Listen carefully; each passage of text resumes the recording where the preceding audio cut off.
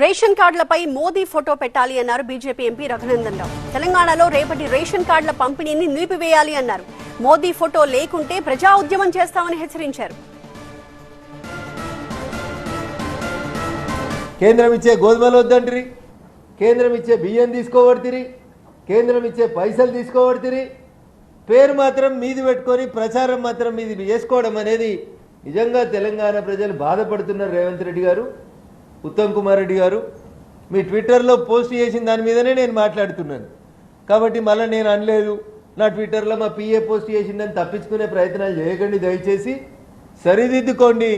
ఇప్పటికైనా రేపు జరగబోయేటువంటి స్మార్ట్ కార్డుల పంపిణీలో పేరుకొక 10 ముఖ్యమంత్రి గారితో పంపిణీ చేపించి మిగతా కార్డులన్నీ క్యాన్సిల్ చేసి కొత్త కార్డుల మీద నరేంద్ర మోడీ గారి బొమ్మ పెట్టాలని బరాబరి డిమాండ్ చేస్తా ఉన్నాం.